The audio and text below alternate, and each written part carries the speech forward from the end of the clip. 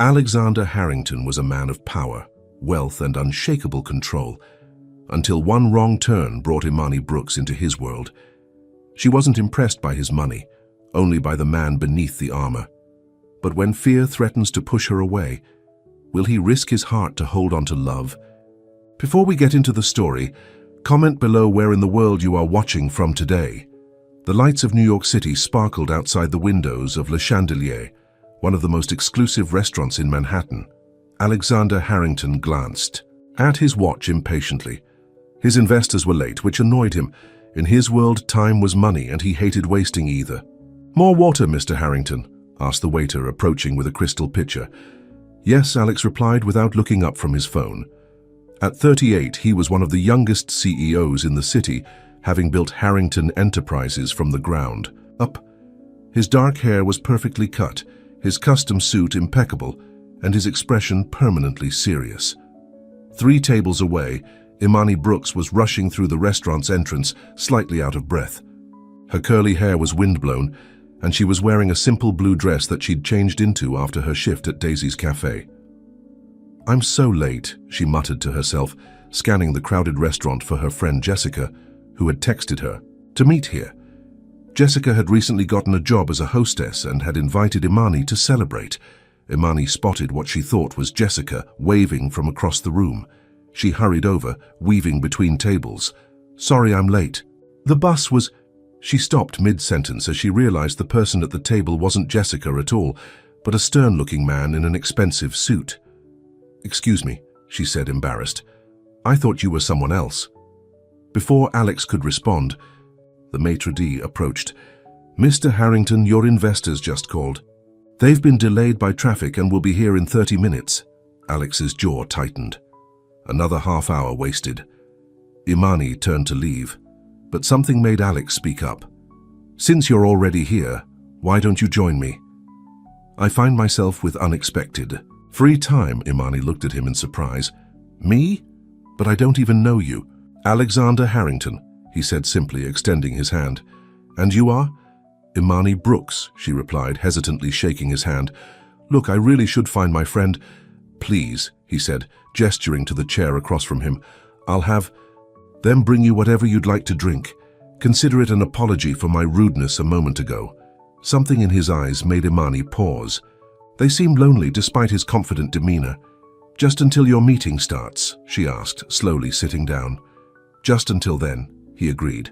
The waiter returned immediately. "A drink for the lady, sir." "I'll have a ginger ale," Imani said, before Alex could order her something fancy. Once the waiter left, an awkward silence fell between them. "So," Imani said, unable to bear the quiet, "what kind of business meeting are you having in a place like this?" "The kind that secures $50 million in investment capital," Alex replied matter-of-factly. Imani's eyes widened. "50 million? What do you do, print money?" The corner of Alex's mouth twitched, almost like a smile, but not quite. "Real estate development, mostly. My company builds affordable housing complexes." "Affordable?" Imani raised an eyebrow. "In New York City?" "I don't think that word means what you think it means." Instead of being offended, Alex found himself intrigued by her directness. No one spoke to him this way anymore. "You'd be surprised," he said. "What do you do, Imani Brooks?" "I'm a waitress at Daisy's Cafe in Brooklyn," she said without embarrassment. "But I'm also taking night classes in graphic design." Alex had never met anyone who introduced themselves as a waitress first. In his world, people defined themselves by their achievements and ambitions, never by what paid the bills. "Why graphic design?" he asked, genuinely curious. "Because I love making beautiful things that tell stories," she answered simply. "And because every time I create something it feels like I'm adding a little bit of good to the world." Her sincerity caught him off guard. It had been a long time since Alex had spoken to someone who wasn't trying to impress him or get something from him. Their drinks arrived, and as they continued talking, Alex found himself relaxing slightly.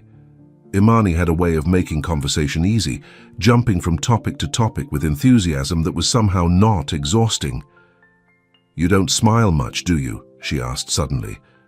Alex stiffened. "I smile when there's something to smile about." "That must not happen very often," Imani observed, sipping her ginger ale. "Not in my experience, no." "That's sad," she said without pity, just stating a fact. "Life's too short to wait for reasons to be happy." Alex studied her face. She was beautiful, but not in the calculated way of the women he usually encountered. Her eyes were warm and direct, missing the calculation he'd grown accustomed to seeing. "You speak as if happiness is a choice," he said. "Isn't it?" Imani countered. "I mean, not always. Bad stuff happens, but what we do with it, that's on us." A memory flashed through Alex's mind. Sophia, the woman he'd almost married 10 years ago, in bed with his former business partner. The betrayal that had taught him never to trust anyone again. "Sometimes," he said coolly, "experience teaches us to be cautious with our emotions." Imani seemed to sense the shift in his mood. "I should probably go find my friend," she said, glancing around the restaurant. "Thanks for the drink, Mr. Harrington." "Alex," he corrected her automatically, "and your friend seems to be at the hostess." "Stand." Imani turned to see Jessica waving frantically at her from across the restaurant. "There she is." Imani stood up. "It was nice meeting you, Alex." As she turned to leave, Alex surprised himself by asking, "Which cafe did you say you worked at?" "Daisy's in Brooklyn." "Why?" He shrugged. "No reason."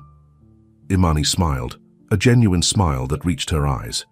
"Well, if you ever want real coffee instead of whatever fancy stuff they serve here, stop by. I make a mean cappuccino." After she left, Alex watched her greet her friend with a hug.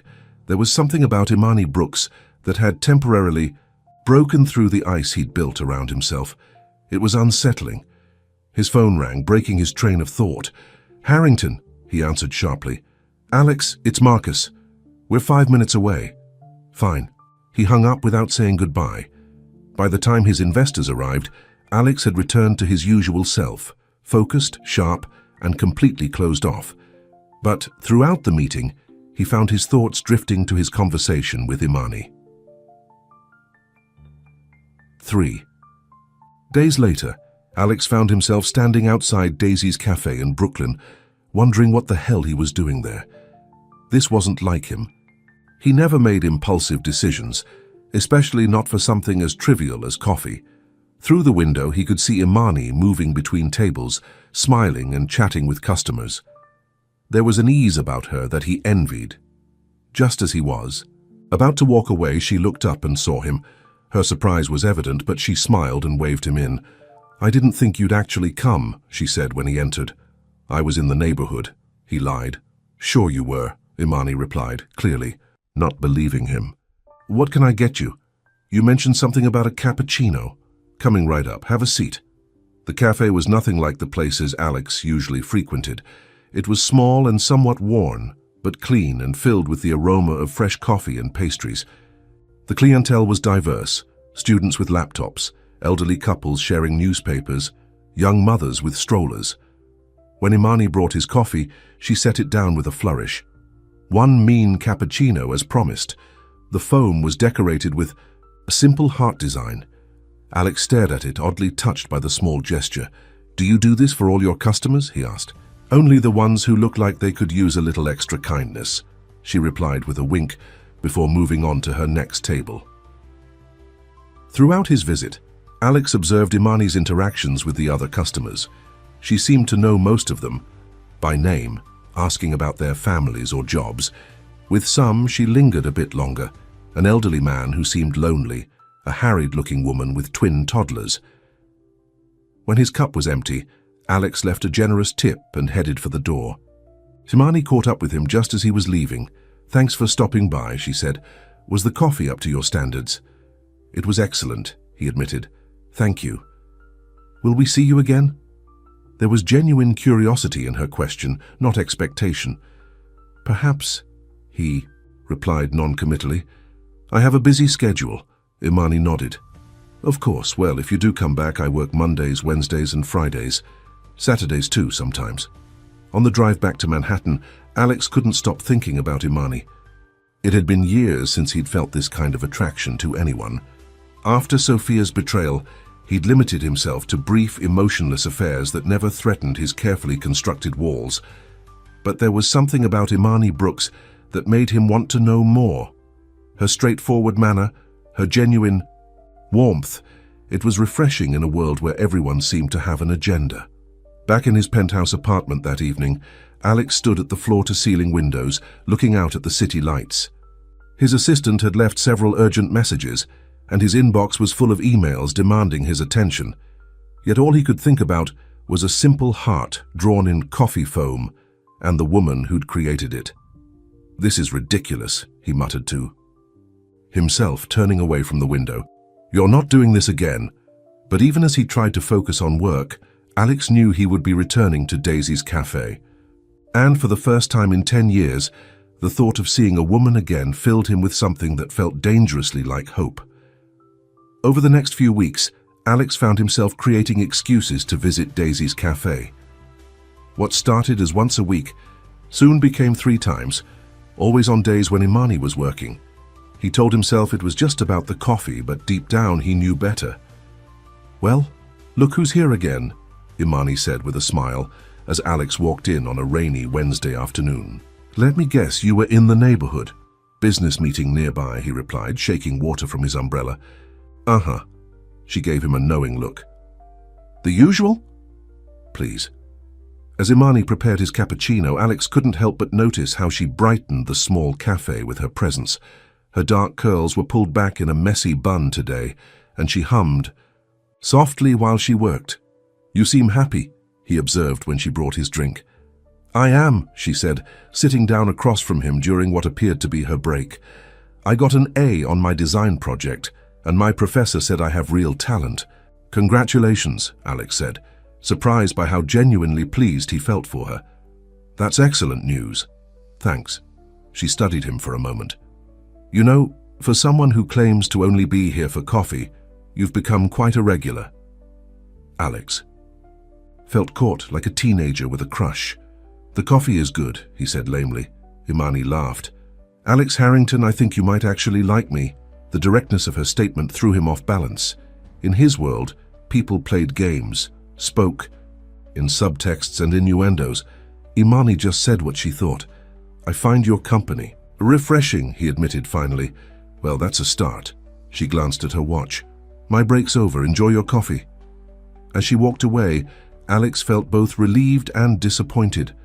Part of him wanted to say more, to ask her to dinner perhaps. But another part, the cautious, wounded part, held him back. His phone buzzed with an incoming call from his assistant, Linda. "Yes?" he answered. "Mr. Harrington, don't forget you have the charity gala tonight. Your tux has been delivered to your apartment." Alex sighed. "Thank you, Linda." The annual Children's Hospital benefit was one of the few social events Alex actually bothered to attend. He'd lost his younger sister to leukemia when he was a teenager, and children's medical causes were the one area where he allowed himself to be genuinely charitable. As he was leaving the cafe, an idea struck him. He turned back to Imani, who was wiping down a table. "Do you have plans tonight?" he asked abruptly. She looked up, surprised. "Tonight? No, just studying. Why?" "There's a charity event I'm attending. Would you like to join me?" The words were out before he could reconsider, and now they hung in the air between them. Imani tilted her head, considering. "Is this a date?" "Alex Harrington?" "It's a charity gala," he replied evasively. "That doesn't answer my question." Her eyes held his, refusing to let him off the hook. "Yes," he said finally. "I suppose it is a date." A slow smile spread across her face. "What time?" "I'll pick you up at 7. I'll text you my address." She pulled out her phone, and they exchanged numbers for the first time. "Fair warning, though, I don't own anything fancy enough for a gala." "Don't worry about that," Alex said, already forming a plan. Back in his office, Alex found it difficult to concentrate on work. He'd asked Imani on a date, something he hadn't done in years. Usually, if he wanted company, his assistant would arrange it with women who understood the rules. No attachments, no expectations. This was different, and it made him nervous in a way business deals worth millions never did. At 3 p.m., he called the boutique, where he occasionally bought gifts for female business associates. "Mr. Harrington, always a pleasure," the owner, Mrs. Chen, greeted him. "What can I help you with today?" "I need an evening gown size." He paused, realizing he didn't know Imani's size. "Actually, I'm sending someone to you directly. Her name is Imani Brooks. Please help her select something appropriate for tonight's Children's Hospital benefit. Of course, Mr. Harrington, we'll take excellent care of her. Next, he texted Imani. There's an appointment for you at Chen's Boutique on 5th Avenue at 4 p.m. Please select whatever you like for tonight. I'll still pick you up at 7. Her reply came quickly. Alex, I can't accept that. It's too much, he responded. Consider it a loan. The event requires formal attire. 3 dots appeared and disappeared several times before her next message. Okay, but I'm returning it tomorrow. This doesn't mean you can buy me, Alexander Harrington. Despite himself, Alex smiled. That was exactly why he was drawn to her. She couldn't be bought. At 6:45, Alex's driver pulled up outside Imani's apartment building in Brooklyn. It was a modest brick building, well maintained but far from the luxury he was accustomed to. Alex straightened his bow tie nervously before getting out of the car. He pressed the buzzer for apartment 3B. I'll be right down, Imani's voice came through the intercom. A few minutes later, the building door opened, and Alex forgot how to breathe. Imani stood there in a deep blue gown that hugged her curves before flowing to the floor. Her curls were styled in an elegant updo, with a few tendrils framing her face. The look was completed with simple silver jewelry that caught the light when she moved. You look beautiful, he said, his voice unusually soft. Thank you, she replied, a slight blush on her cheeks. Mrs. Chen was amazing. She insisted this was the one the moment I tried it on. She was right. As they drove to the gala, Alex noticed Imani looking out the window with wonder at the city lights. I've lived in New York all my life, but I've never seen it from a limousine before, she admitted. The view's better from a helicopter, Alex said without thinking. Imani laughed. Of course you have a helicopter. Why wouldn't you? Her laughter was contagious, and Alex found himself smiling too. It's for business travel, he explained. Saves time. Time for what? She asked, suddenly serious. More work? The question caught him off guard. What else would it be for? Living, Alex. Enjoying life. He didn't have an answer for that. When they arrived at the Plaza Hotel, photographers lined the red carpet. Alex placed his hand lightly on Imani's back as they walked in, feeling her tense under his touch. There are a lot of cameras, she whispered. Just smile and keep walking, he advised. They're more interested in celebrities than businessmen. But he was wrong. As they entered, several photographers called his name. Mr. Harrington, over here, who's your date tonight? Alex guided Imani past them without responding. He was used to this, it came with his position, but he realized Imani wasn't. Are you okay? He asked when they were inside. I think so, she said, taking a deep breath. Do people always shout at you like that? Not always, but at events like this, yes. He handed her a champagne flute from a passing waiter. It comes with the territory. The ballroom was elegantly decorated with crystal chandeliers and floral arrangements. A string quartet played softly in one corner, while New York's elite mingled and networked under the guise of charity. Alex, my boy.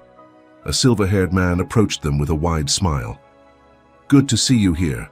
Senator Williams, Alex greeted him with a handshake. This is Imani Brooks. Imani, Senator James Williams. Pleasure. To meet you, my dear, the senator said, kissing her hand. Likewise, Senator, Imani replied politely. Alex rarely brings dates to these functions, the senator commented with a wink. You must be special. Before Imani could respond, a woman in a red gown approached their group. Alexander, darling, she cooed, kissing Alex's cheek. It's been too long, Alex stiffened visibly. Sophia, I didn't know you would be here. Imani immediately noticed the change in Alex's demeanor. This was clearly someone from his past.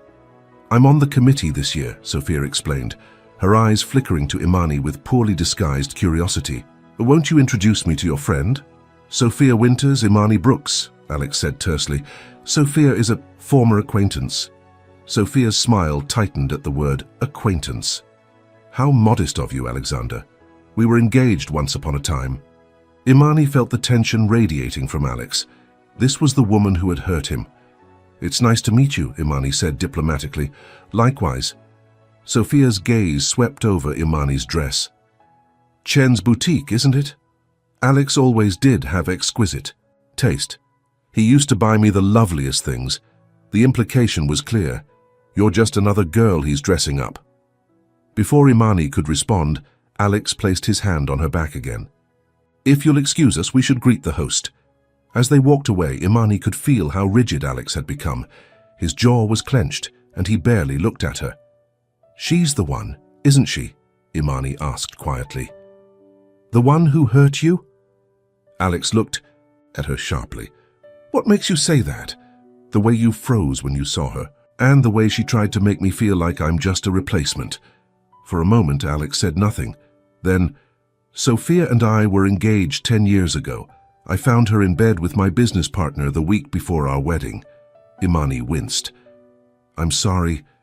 Alex, that's awful. It was a valuable lesson, he said coldly. One I don't intend to forget. The evening continued, but the easy rapport between them had vanished. Alex introduced Imani to various important people, but he remained distant, as if Sophia's appearance had reminded him why he kept his walls up. During dinner, they sat at a table with several of Alex's business associates and their spouses. While Alex discussed investments and market trends, Imani chatted with a doctor's wife about her volunteer work at the children's hospital. They're such brave little souls, the woman Eleanor was saying. I read to them twice a week. That sounds wonderful, Imani replied. I love reading to my niece. She's 4 and insists on the same story every time. You should join us sometime, Eleanor suggested. We always need volunteers. I'd like that, Imani said sincerely. Alex, overhearing this exchange, felt something shift inside him.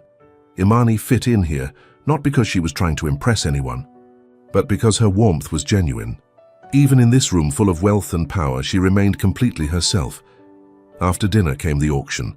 Alex bid generously on several items, winning a weekend at a vineyard in Napa Valley. You didn't have to do that, Imani said when he returned to their table. You've already donated so much tonight. It's for a good cause, he replied. Is that the only reason? She asked, seeing something in his expression. Alex hesitated. My sister died of leukemia when she was 12. I was 14. Imani's face softened with genuine sympathy. I'm so sorry, Alex. It was a long time ago, he said, but his eyes told a different story.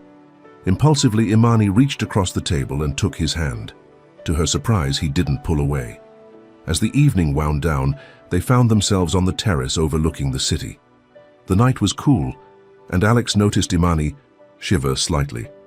Without a word, he removed his jacket and placed it around her shoulders. Thank you, she said, pulling it close. For everything tonight. It was educational. Educational? Alex raised an eyebrow. I got to see your world, she explained. And I think I understand you better now. What do you understand? He asked, genuinely curious. You've built walls around yourself because of what happened with Sophia. You focus on work because it's safe. Numbers don't betray you. She looked up at him. But you're lonely, Alex. Her words hit too close to home, and he felt his defenses rising again. You don't know me as well as you think you do. Maybe not, she conceded. But I'd like to. The honesty in her eyes made him uncomfortable. This wasn't part of his plan. He'd asked her to the gala on impulse, but now things were becoming complicated. It's getting late, he said, checking his watch. We should go. The ride back to Brooklyn was quiet. Alex kept a careful distance between them on the seat, his mind racing with conflicting thoughts. Part of him wanted to pull Imani closer, to see where this unexpected connection might lead. But the cautious part, the part that had protected him for a decade, warned him to stop now before he got hurt again. When they reached her apartment building, Alex walked her to the door. I had a wonderful time, Imani said, turning to face him. Thank you. You're welcome, he replied formally, as if they were concluding a business meeting.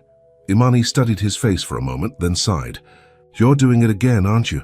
Putting up those walls. I don't know what you mean. Yes, you do. She handed him back his jacket. Good night, Alex.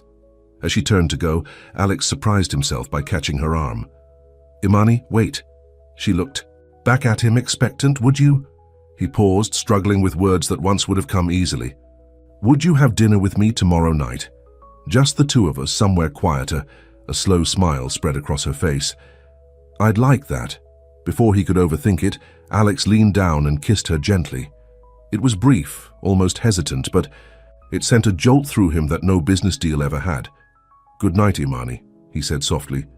As his car pulled away, Alex touched his lips, still feeling the warmth of hers. For the first time in 10 years, he was terrified, not of failure or betrayal, but of hope. The next morning, Alex sat in his corner office overlooking Manhattan, unable to focus on the contracts in front of him. His mind kept drifting back to Imani, her smile, her honesty, the kiss they'd shared. Mr. Harrington? Linda's voice came through the intercom. Your 10 o'clock is here. Send them in, he replied, straightening his tie. The meeting was with a potential investor, but Alex found himself checking his phone repeatedly, wondering if he should text Imani about their dinner plans. This wasn't like him at all. Alexander Harrington didn't get distracted by women. He didn't daydream during important meetings. I think we can come to an agreement, said the investor, extending his hand at the end of the hour. Alex shook it firmly, hoping his distraction hadn't been obvious. My legal team will draw up the paperwork. After the investor left, Alex picked up his phone and typed a quick message to Imani. Dinner tonight at 7? I'll pick you up. Her reply came a few minutes later. Looking forward to it. Nothing fancy this. Time okay, just be yourself. Alex stared at her words. Be yourself. When was the last time he'd truly been himself with anyone? The real Alex, not the powerful CEO, not the calculating businessman, had been buried for so long, he wasn't sure who that person was anymore. At lunch, his brother Michael stopped by unexpectedly. What brings you here? Alex asked as Michael made himself comfortable in the visitor's chair. Can't a guy visit his workaholic brother without an agenda? Michael grinned. His resemblance to Alex was striking, though at 35 he was slightly younger and considerably more relaxed. You always have an agenda, Alex replied, but there was affection in his voice. Find you caught me. I saw the society page this morning. Michael pulled out his phone and showed Alex a photo from the gala. There he was with Imani, her face captured in mid-laugh, while he looked at her with an expression that surprised even him. He looked almost happy. Who's the mystery woman? Michael asked. The article says her name is Imani Brooks, but there's no other information. Very unlike you to bring a date to these things. Alex took the phone to look more closely at the picture. She's just someone I met recently. Just someone? Michael raised an eyebrow. The Ice King of Manhattan doesn't bring just someone to the Children's Hospital benefit. Don't call me that, Alex said irritably. Sorry, but you know that's what they call you behind your back, right? Ever since Sophia, you've had this reputation for being cold, untouchable. Alex felt a flash of anger. I learned my lesson with Sophia. Business and pleasure don't mix. So, what's different about this one? Michael pressed. Because I haven't seen you look at anyone like that in 10 years. Alex didn't have an answer. What was different about Imani? Everything, really. She didn't care about his money or his status. She challenged him. She saw through his defenses. We're having dinner tonight, he said finally. Michael's face broke into a genuine smile. Good for you, bro. It's about time you started living again. After Michael left, Alex tried to concentrate on work, but the afternoon dragged on endlessly. By 6 p.m., he decided to leave early, something he rarely did. His driver took him to a small Italian restaurant he'd researched earlier. It wasn't fancy, as Imani had requested, but it had excellent reviews and a quiet, intimate atmosphere. Alex arrived at Imani's apartment precisely at 7. This time, when she opened the door, she was wearing a simple sundress and sandals. No limo. Tonight? She asked when she saw his driver waiting. I thought we'd try something different, Alex replied. Would you rather walk? The restaurant is only a few blocks away. Imani's face lit up. I'd love that. As they walked through the Brooklyn neighborhood, Alex felt strangely out of place in his business suit. Everyone else was dressed casually, enjoying the warm evening. Couples sat on stoops, children played in a small park they passed, and neighborhood. Restaurants had tables set up on the sidewalks. This is where you live, Imani said, noticing his observations. The real New York. Not skyscrapers and penthouses, but people living their lives. It's different, he admitted. Good different? He looked down at her hopeful expression, and nodded. Yes. The restaurant was cozy, with red-checkered tablecloths and candles in wine bottles. They were seated in a corner booth, and for the first time that day, Alex felt himself truly relax. So, Imani said after they'd ordered, "Tell me something about Alexander Harrington that isn't in the business section." Alex thought for a moment. "I play the piano." "Really?" Her eyes widened with interest. "For how long?" "Since I was 6. My mother insisted both Michael and I learn an instrument. He chose guitar, I chose piano. Do you still play?" "Sometimes," he admitted. "When I can't sleep." "I'd like to hear you play someday," she said softly. The evening continued pleasantly, with conversation flowing more easily than Alex had expected. He found himself telling Imani about his childhood, his sister's illness, and how it had shaped his determination to succeed. "After Emily died, nothing was the same," he explained. "My parents kind of retreated from each other. My father buried himself in work, my mother in charity functions. I guess I learned from them that staying busy was the way to handle pain." Imani reached across the table to touch his hand. "I'm sorry you went through that. Losing someone you love changes you." "You sound like you speak from experience," Alex observed. "My father," she said quietly. "When I was 16, heart attack, it was sudden. One day he was there, the next he was gone. My mom had to work 2 jobs after that to support me and my younger brother." "Is that why you work so hard now?" Alex asked. "Taking classes while working full-time?" Imani nodded. "Partly, but also because I want to make something of myself.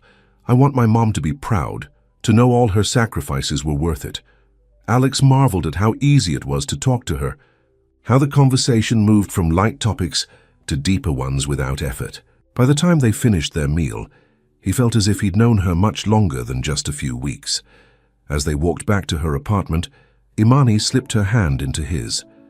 The simple gesture felt more intimate than any of the calculated touches he'd experienced in recent years. "I had a wonderful time," she said when they reached her door. "So did I," Alex replied, surprising himself with his sincerity. This time when he kissed her, there was no hesitation.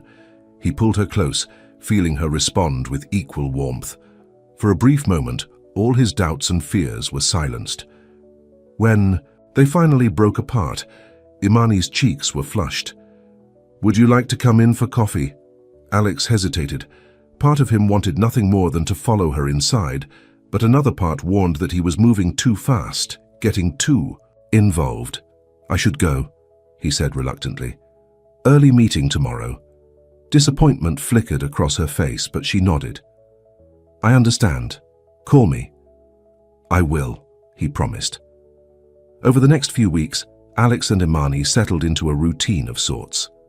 They had dinner together several times a week, sometimes at restaurants, sometimes at her small apartment where she cooked for him. On Sundays, they would walk in Central Park or visit museums. Alex found himself looking forward to these moments, away from his corporate world. With Imani, he could simply be a man enjoying time with a woman he cared about, not the CEO of Harrington Enterprises. He even brought her to his penthouse one evening, feeling strangely nervous as she explored the sleek, minimalist space. "It's beautiful," she said, looking out at the city lights from his floor-to-ceiling windows, "but it doesn't really feel like you live here." "What do you mean?" "There are no personal touches," she explained. "No photos, no mementos. It's like a very expensive hotel room." Her observation struck a chord. She was right. He'd never made this place a true home. It was just somewhere to sleep between workdays. "Show me your piano," Imani requested. He led her to a separate room where a grand piano stood, gleaming in the soft light. Unlike the rest of the apartment, this room felt lived in, with music sheets scattered on a side table and a worn-in leather chair positioned to view the skyline while playing. "Will you play something for me?" she asked. Alex sat down at the bench, feeling suddenly self-conscious. It had been years since he'd played for anyone else. But Imani's expectant smile convinced him, and he began to play Chopin's Nocturne in E-flat major. As the melancholy notes filled the room, he closed his eyes, letting the music take over. When he finished, he opened them To find Imani watching him with tears in her eyes, that was beautiful, she whispered. Thank you for sharing it with me. Later that night, when they made love for the first time, it felt like coming home to a place he'd forgotten existed. Afterward, as Imani slept beside him, Alex watched the rise and fall of her breathing and realized with a shock that he was falling in love with her. The thought terrified him. The next morning, Imani sensed a subtle change in his demeanor. He was quieter, more reserved. Is everything okay? She asked as they had breakfast on his balcony. Just thinking about work, he lied, but the truth was he was thinking about Sophia, about how completely he had trusted her, and how devastated he'd been when she betrayed him. Could he risk that kind of pain again? I should go, Imani said, checking her watch. I have class this afternoon. I'll have my driver take you home, Alex offered. That's okay. I can take the subway. Please. I insist. Imani gave him a long look. You're pulling away, aren't you? What? No, I'm just busy with work. Alex, she said gently, I can feel it. Something changed last night. He didn't know how to explain the war going on inside him, how much he wanted her, and how much that wanting frightened him. I just need some time, he said finally. Hurt flashed in her eyes, but she nodded. I understand. Call me when you're ready to talk. After she left, Alex threw himself into work with renewed intensity. He stayed late at the office, scheduled meetings back-to-back, and avoided responding to Imani's occasional texts. A week passed, then another. Michael stopped by his office again, concern evident on his face. What happened with Imani? He asked, without preamble. You were finally happy and now you're worse than before. Nothing happened, Alex replied tersely. We're taking a break. A break? Or are you pushing her away because you're scared? Alex glared at his brother. You don't know what you're talking about, don't I? Michael countered. Look, I know Sophia hurt you. What she did was unforgivable, but Imani isn't Sophia. Everyone has their price, Alex said bitterly. Eventually she'll want something from me. My money, my connections, something. Michael shook his head sadly. If you really believe that, then maybe you don't deserve her. The words stung more than Alex wanted to admit. That evening, he sat, alone in his piano room, playing the nocturne he'd shared with Imani. The melody seemed emptier now, hollow without her presence. His phone rang, displaying Michael's number. What now? He answered irritably. It's about Imani, Michael said, his voice tight with concern. She's been in an accident. Alex felt his heart stop. What? How is she okay? Car hit her while she was crossing the street after her class. She's at Brooklyn Methodist Hospital. That's all I know. How did you find out? Alex was already grabbing his keys, heading for the door. Jessica called me, Imani's friend from the cafe. Apparently you weren't answering your phone, and Imani had my business card in her bag. Alex didn't remember the drive to the hospital. One moment he was in his car, the next he was rushing through the emergency room doors. Imani Brooks, he told the nurse at the reception desk. She was brought in after a car accident. Are you family? The nurse asked. I'm her. Alex hesitated. What was he to Imani now? After 2 weeks of silence, did he still have the right to claim any connection? He's with me, came a woman's voice behind him. Alex turned to see an older woman with Imani's same warm eyes. I'm Sharon Brooks, Imani's mother. The nurse nodded. She's in room 315. The doctor will be making rounds. Soon? As they walked to the elevator, Sharon studied Alex carefully. So you're Alexander Harrington. My daughter told me a lot about you. Is she okay? Alex asked, his voice cracking with worry. Broken leg, some cuts and bruises. She was lucky. Her tone was measured, giving nothing away about her feelings toward him. When they reached Imani's room, Alex's breath caught at the sight of her. She looked so small in the hospital bed, her leg in a cast, a bandage on her forehead. Her eyes were closed, but they opened as they entered. For a moment, when she saw him, her face lit up with joy. Then, as if remembering how things had been, left between them, her expression became guarded. Alex, she said softly, you didn't have to come. He moved to her bedside, taking her hand carefully. Yes, I did. Sharon watched this exchange with knowing eyes. I'll go get some coffee and give you two a minute." When they were alone, Alex struggled to find the right words. "Imani, I'm so sorry, not just for this, but for the past 2 weeks. I have been an idiot." "Yes, you have," she agreed, but there was a faint smile on her lips. "When Michael called when he said you were hurt," Alex's voice broke. "All I could think was that I might lose you before I could tell you how I feel." Imani's eyes widened. "And how do you feel, Alex?" "Terrified," he admitted. "Terrified because I love you, and loving someone means they have the power to hurt you." Tears filled her eyes. "I would never hurt you, Alex." "I know that now," he said, gently wiping a tear from her cheek. "Or at least I'm learning to believe it." The doctor came in then, interrupting their moment. Alex stepped back as the doctor checked Imani's vitals and explained her injuries.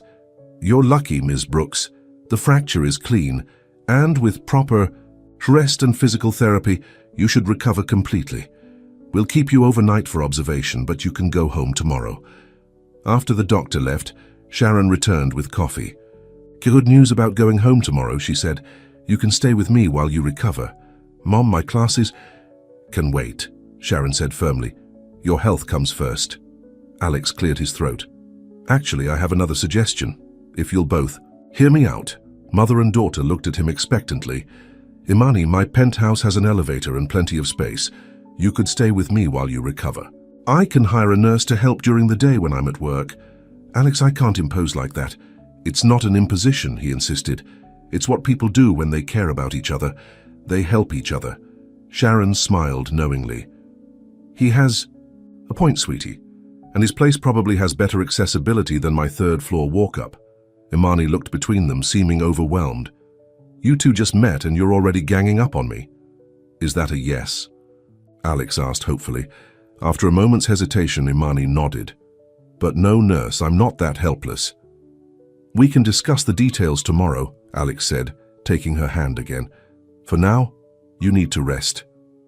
As visiting hours ended, Alex reluctantly prepared to leave. He leaned down to kiss Imani gently. "I'll be back first thing in the morning." "You promise?" There was vulnerability in her question that tore at his heart. "I promise," he said firmly. "No more running away." Outside the hospital, Sharon stopped him with a hand on his arm. "Alexander, I don't know what happened between you and my daughter these past weeks, but I know she cares for you deeply." "I care for her too," he said, "more than I thought possible." "She's been hurt before," Sharon continued, "not just physically. Be sure about your feelings before you make promises you can't keep." "I've never been more sure of anything," Alex replied honestly. "I love your daughter, Mrs. Brooks, and if she'll let me, I want to be part of her life. All of it, not just the easy parts." Sharon studied him for a long moment, then nodded. "Good. That's what I needed to hear." As Alex drove home that night, his mind was racing with plans. He'd have to rearrange his schedule, maybe work from home for a while. The guest room would need to be prepared, and the apartment made more accessible. For the first time in years, work wasn't his top priority. Imani was. And that realization, instead of terrifying him as it once might have, filled him with a sense of purpose and clarity. The Ice King of Manhattan was finally beginning to thaw. The next morning, Alex arrived at the hospital carrying a bouquet of sunflowers. He'd remembered Imani mentioning once that they were her favorite, bright and hopeful just like her. When he entered her room, she was sitting up in bed, looking better than the night before.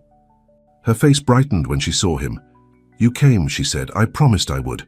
He placed the flowers on her bedside table and leaned down to kiss her gently. "How are you feeling?" "Like I got hit by a car," she joked, then winced as she shifted position. "The doctor says I can leave this afternoon. Are you sure about me staying with you? It's a big commitment." "I've never been more sure," Alex replied, sitting on the edge of her bed. "I've already made arrangements. My assistant is preparing the guest room, and I've cleared my schedule for the next week." Imani's eyes widened. "You're taking time off work? For me?" "Is that so hard to believe?" "The Alexander Harrington I met a few months ago?" "Yes." She reached for his hand. "But the Alex I've come to know?" "No." The doctor came in then with discharge papers and instructions for Imani's care. She would need to keep weight off her leg for at least 6 weeks, followed by physical therapy. The cuts and bruises would heal faster, but she would need help with daily activities for a while. Sharon arrived shortly after with a small suitcase of Imani's clothes and personal items. "I've packed enough for a couple of weeks," she told Alex. "Let me know if she needs anything else." A nurse arrived with a wheelchair to take Imani to the exit. Alex watched as she grimaced in pain during the transfer from bed to chair, feeling helpless and angry at himself for not being there for her these past 2 weeks. "Stop looking so worried," Imani told him as they wheeled her out. "I'm going to be fine." The ride to Alex's penthouse was quiet, with Imani drowsy from pain medication. When they arrived, he carried her from the car to the elevator, cradling her carefully against his chest. "I can get used to this," she murmured sleepily, her head resting on his shoulder. Alex smiled. "Good, because I plan to take care of you properly." The guest room had been transformed. Fresh flowers sat on the dresser, novels were stacked on the bedside table, and a small refrigerator had been added to hold drinks and snacks. "Linda thought of everything," Alex explained, referring to his assistant. "She's frighteningly efficient." "It's perfect," Imani said as he set her gently on the bed. "Thank you. Are you hungry? I can make something or order in. Just tired right now, maybe later. Of course, rest. I'll be right outside if you need anything." As Imani settled in for a nap, Alex retreated to his home office. Though he'd cleared his immediate schedule, there were still emails to answer and calls to return. He worked quietly for a few hours, checking on Imani periodically. Around sunset, he heard her calling his name. He found her trying to get out of bed on her own. "What are you doing?" he asked, rushing to her side. "I need to use the bathroom," she said, embarrassed. "I didn't want to bother you." "That's what I'm here for," he reminded her, helping her up and supporting her weight as she hopped on her good leg to the ensuite bathroom. "No more trying to do things alone, okay? That's how you'll hurt yourself more." "It's just strange," she admitted. "I'm used to taking care of myself." "I know. But sometimes it's okay to let someone else take care of you." That evening they ate dinner together in Imani's room, sitting side by side on the bed, as they watched an old movie on the television Alex had installed earlier. "This is nice," Imani said, leaning against his shoulder. "Almost worth getting." "Hit by a car for," Alex frowned. "Don't joke about that. When Michael called me, when I thought I might lose you." He couldn't finish the sentence. Imani touched his face gently. "Hey, I'm right here. I'm not going anywhere." "Promise?" "I promise." The days fell into a routine. Alex would work from home in the mornings, then spend afternoons with Imani. They watched movies, played board games, and talked for hours. Sometimes he would carry her to the piano room and play for her. Other times, they would sit on the balcony, wrapped in blankets against the autumn chill, watching the city below. Sharon visited often, bringing home-cooked meals and motherly concern. To Alex's surprise, she treated him with warmth and acceptance, as if she'd already decided he was good for her daughter. "You're different than I expected," she told him one afternoon while Imani was napping. "From what I read in the papers, I thought you'd be colder." "I was," Alex admitted, "before Imani." Sharon nodded knowingly. "She has that effect on people. Gets it from her father." As the weeks passed, Imani grew stronger. The cast remained, but she became more adept at using crutches, insisting on doing more for herself. Alex found himself both proud of her independence and strangely sad that she needed him less. One evening, as she sat sketching in the living room, a hobby she'd returned to during her recovery, Alex received an unexpected call. "Mr. Harrington," came the smooth voice. "It's Sophia Winters." Alex tensed. "What do you want, Sophia?" "Just to talk. I heard about your friend's accident. I'm glad she's recovering well." "How did you hear about that?" Alex asked, suspicion in his voice. "New York is a small city for people like us," Sophia replied. "Listen, I'm at the Meridian having a drink. Join me for old time's sake." "I don't think so." 20 minutes, Alex, that's all I ask. There are things I need to say to you, things I should have said years ago." Against his better judgment, Alex agreed. 20 minutes. That's it, he told, Imani, he had a quick business meeting and would be back soon. She looked concerned but didn't question him. The Meridian was a quiet, upscale bar where the city's elite could meet discreetly. Sophia was waiting in a corner booth, looking as polished and beautiful as ever in a sleek black dress. "Alex," she smiled, gesturing to the seat across from her. "Thank you for coming." "What's this about, Sophia?" he asked, remaining standing. "Please sit, just for a moment." Reluctantly, he slid into the booth. "You look well," she said, studying him. "Happy, even. Not at all like the Ice King they call you." "If that's all you wanted to say, no." She reached across the table, placing her hand on his. "I wanted to apologize. What I did to you was unforgivable. I was young and stupid and afraid of commitment." Alex withdrew his hand. "It's in the past, is it?" Sophia leaned forward. "Because for 10 years you've kept everyone at a distance. You built an empire, but at what cost? Your happiness? Your ability to trust?" "You don't know anything about me anymore," Alex said, coldly. "I know you're different with her, with Imani. I saw it at the gala. She's reached you in a way no one has since me." "What's your point, Sophia?" She sighed. "My point is, I'm glad. You deserve to be happy, Alex. And I'm sorry I took that from you for so long." Alex was taken aback by her sincerity. For years he'd carried his anger towards Sophia like armor. He'd never considered that she might regret what she'd done. "Thank you for saying that," he said finally. "But I didn't come here for closure. I've already found that with Imani." Sophia nodded, a sad smile on her lips. "I can see that. She seems like a remarkable woman." "She is." Alex stood up. "Goodbye, Sophia." As he turned to leave, she called after him. "Don't make the same mistake I did, Alex. Don't let fear cost you something precious." Her words followed him all the way home. By the time he reached his penthouse, it was late. He expected Imani to be asleep, but instead found her sitting in the living room, her sketchbook open beside her. "How was your meeting?" she asked quietly. "It wasn't a meeting," Alex admitted, sitting beside her. "It was Sophia. She wanted to talk." Imani's expression remained neutral. "I see. And did you talk?" "Yes." She apologized for what happened between us. "After 10 years, Alex nodded.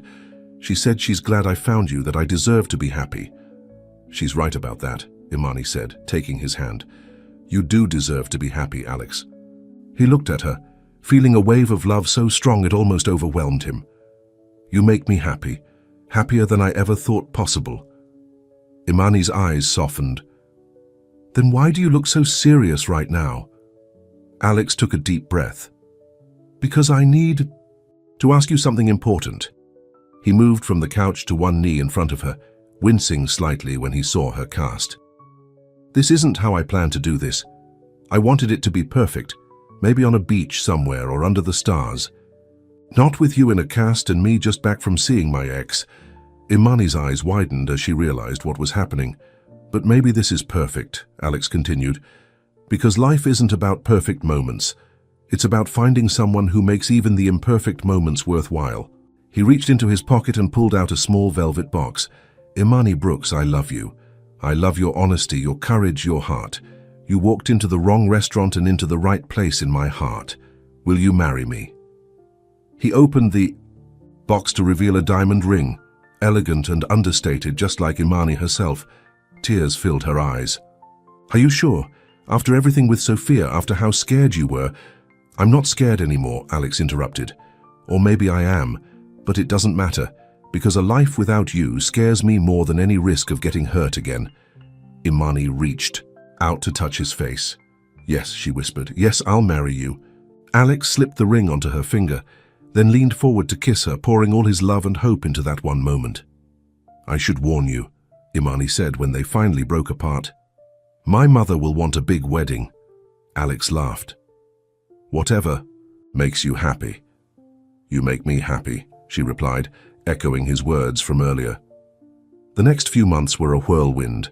Imani's recovery progressed steadily. The cast came off, physical therapy began, and gradually she regained her strength and mobility. She moved back to her own apartment briefly. insisting on maintaining some independence before the wedding, but spent most nights at Alex's penthouse anyway. Alex cut back his work hours, delegating more to his management team. He wanted time with Imani, time to enjoy their engagement, time to live the life he'd been denying himself for a decade. The wedding plans grew more elaborate under Sharon's enthusiastic guidance. What had started as a small ceremony blossomed into a significant event, though still intimate by New York society standards.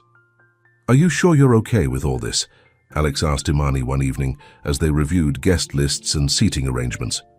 "As long as you're the one waiting for me at the end of the aisle, I'm okay with anything," she replied, kissing him softly. Spring arrived, bringing with it their wedding day. Central Park was in full bloom, the venue they'd chosen, a secluded garden, near the lake, transformed with white flowers and twinkling lights. In a small tent serving as the bridal suite, Sharon fussed over Imani's dress, a simple but elegant design that flowed like water when she moved. "Your father would be so proud," Sharon said, tears in her eyes. "He always said you'd find a good man someday." "I miss him," Imani whispered. "I wish he could be here." "He is, sweetheart," Sharon assured her, patting her heart. "Right here." Meanwhile, in another tent, Alex adjusted his tie nervously under Michael's amused gaze. "Relax, bro," Michael said. "She's not going to change her mind." "I know," Alex replied. "I just want everything to be perfect for her." "It will be, because you'll be there." The ceremony was everything they'd hoped for, intimate, emotional, and filled with love. When Imani appeared at the end of the flower-strewn aisle, Alex felt his heart stop. She was radiant, her smile brighter than the spring sunshine filtering through the trees as they exchanged vows. Alex's voice was steady and sure. The uncertainty and fear that had haunted him for so long were gone, replaced by the absolute certainty that Imani was his future. "I, Alexander Harrington, take you, Imani Brooks, to be my wife," he said, looking into her eyes. "I promise to love you without reservation, to support you in your goals, to laugh with you and cry with you, to grow with you in mind and spirit, and to cherish you for as long as we both shall live." Imani's voice trembled slightly as she repeated similar words, emotion making her pause between phrases. When she slipped the ring onto his finger, her hands were warm and steady. "By the power vested in me," the officiant said, "I now pronounce you husband and wife. You may kiss the bride." Alex cupped Imani's face gently in his hands, looking at her with all the love in his heart. "Thank you for finding me," he whispered, before kissing her. The reception was a joyful celebration, with family and close friends dancing and toasting the happy couple.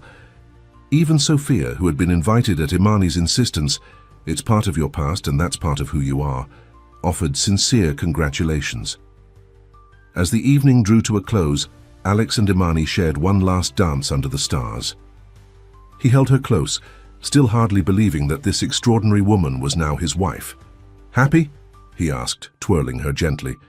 "More than I ever thought possible," she replied, "even though you ended up with the Ice King of Manhattan," he teased. Imani laughed. "I think that title's been retired. You're just Alex now, my Alex." "Forever," he promised. Later that night, as they prepared to leave for their honeymoon, Sharon pulled Alex aside for a moment. "You know," she said, "when Imani first told me about you, I was worried. I'd read about you, seen you in the society pages.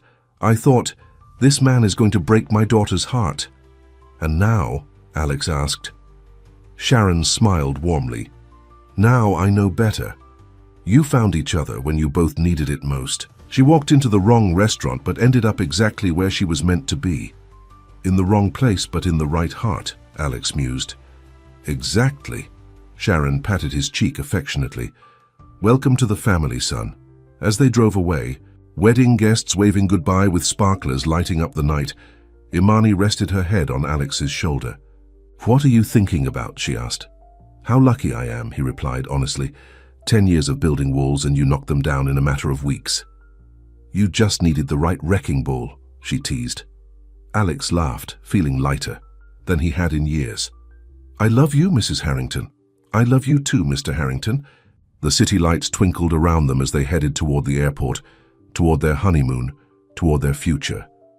Alex held Imani's hand, their fingers intertwined, the new rings catching the light. They had found each other by accident, a chance meeting in the wrong restaurant. But as Alex looked at his wife's smiling face, he knew with absolute certainty that his heart had been the right place all along. For a man who had been frozen for so long, who had hidden behind wealth and success to avoid feeling anything, love had come as a surprise, a beautiful, unexpected, life-changing surprise named Imani, who had shown him that the risk of pain was worth the promise of joy. As they drove through the night toward their new beginning, Alex knew that wherever life took them next,